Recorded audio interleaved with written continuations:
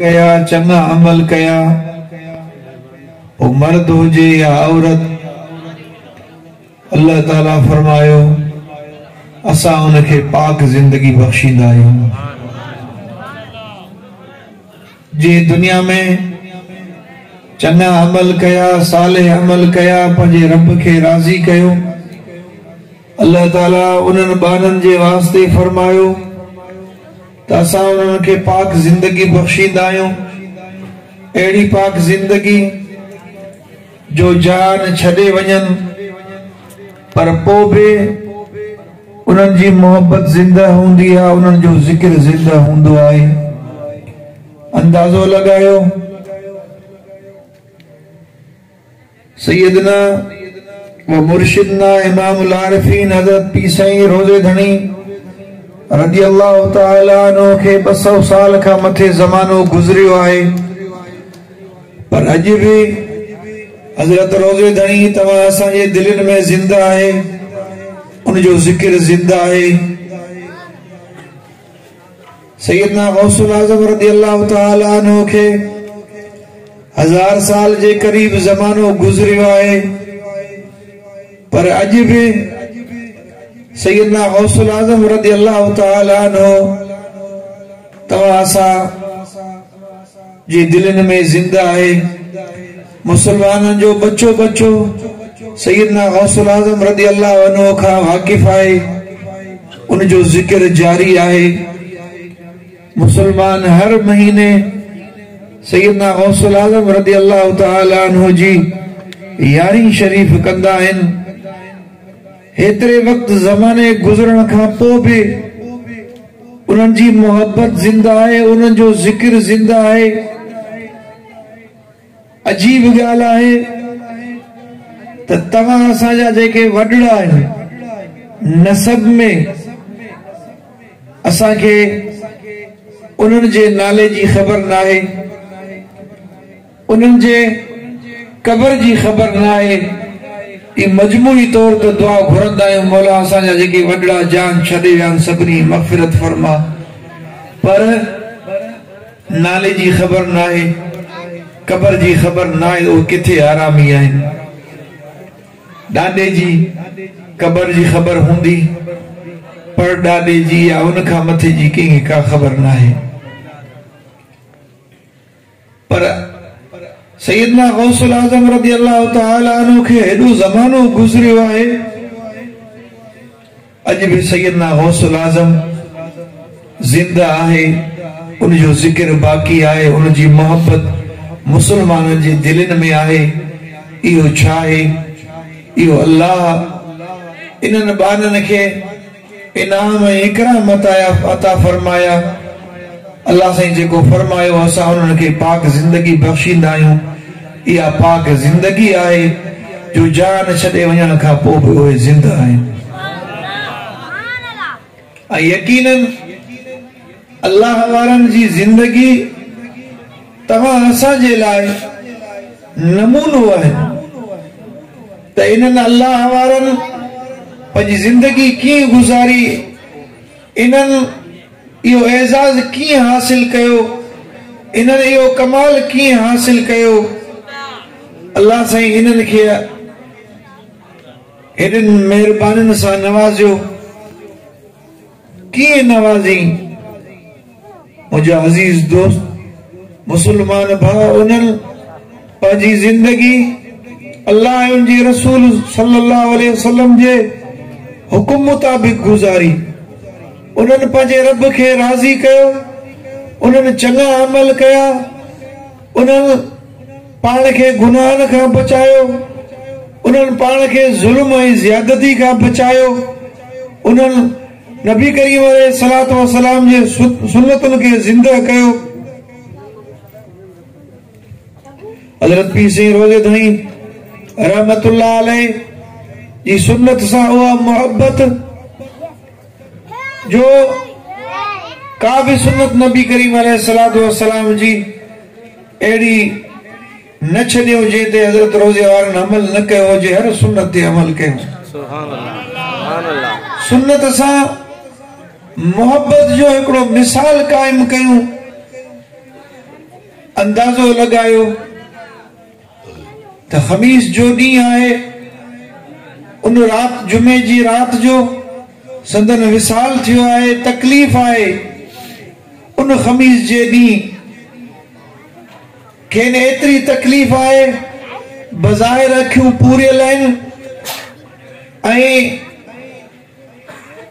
बज़ाहिर तकलीफ़ एतिरी आहे जो मासा जहान वारा ॿिया महसूस कनि पिया त हज़रत पीसी रोज़े वारनि खे यानी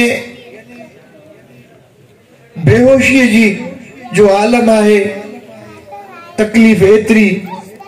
पर उन ॾींहं ते फ़क़ीर न वठे पियो।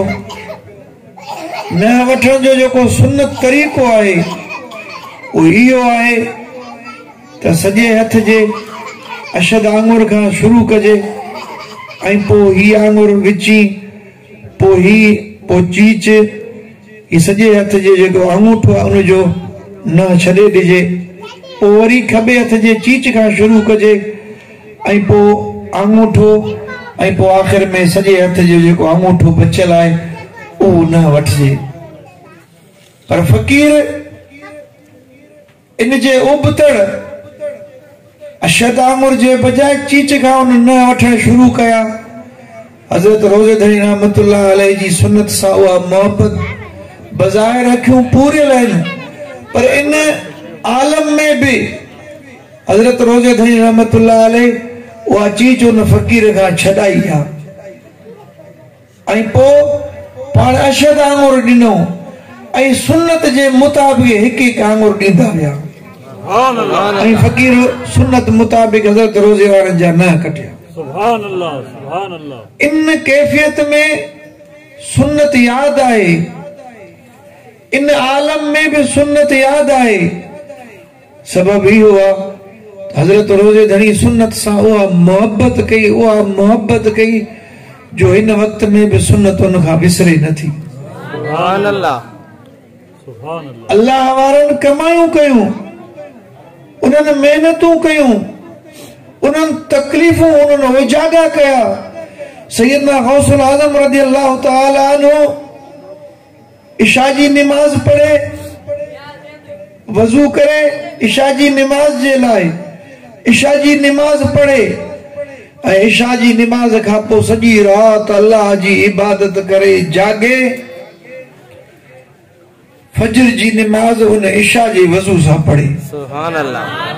ऐं इहो अमल 40 साल सैयदना गौसुल आज़म रज़ी अल्लाह अन्हु जो अमल ईअं रहियो। अंदाज़ो कर मुसलमान। ऐं 15 साल इन्हनि में वरी अहिड़ा जो रात जो सैयदना गौसुल आज़म ख़त्म शुरू करे, सुबह जो कुरान पाक जो ख़त्म पूरो करे। 15 साल सुभान अल्लाह। सैयदना गौसुल आज़म रज़ी अल्लाह तआला अन्हु जंहिंखे अल्लाह तबारक व तआला हज़रत रोज़ेधणी भी ॼमंदे ई ॼम, सैयदना गौसुल आज़म रज़ी अल्लाह तआला अन्हु ॼमंदे ई ॼम। पोइ भी अल्लाहु अकबर कबीरा। इहा इबादत, एतिरी इबादत इहो नबी करीम अलैहिस्सलातु वस्सलाम जी सुन्नत आहे। नबी करीम अलैहिस्सलातु वस्सलाम जेको लौलाक जो मालिक आहे, अल्लाह तबारक व तआला उनखे गुनाहनि खां पाक करे छॾियो आहे। पोइ बि एतिरी इबादत फरमाईंदा जो रात जो इबादत लाइ बीहंदा, उन घणे बीहण जे करे, घणे क़याम जे करे पैर मुबारक सुजी वेंदा।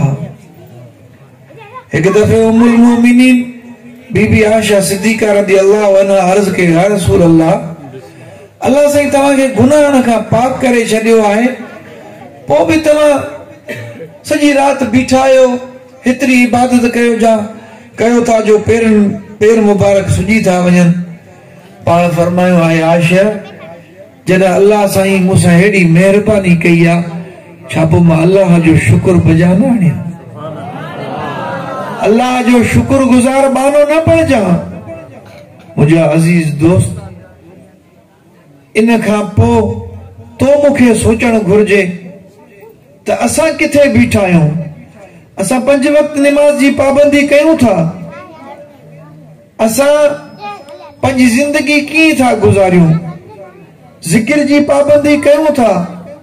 दुरूद शरीफ जी बरकत तव्हांखे साईं मौली साहब ॿुधाई पे, उन दुरूद सां तव्हां असांजी केतिरी मोहब्बत आहे। ॾींहं में असां केतिरे मिक़दार में दुरूद शरीफ पढ़ूं था? मुंहिंजा अज़ीज़ दोस्त मुसलमान भाउ,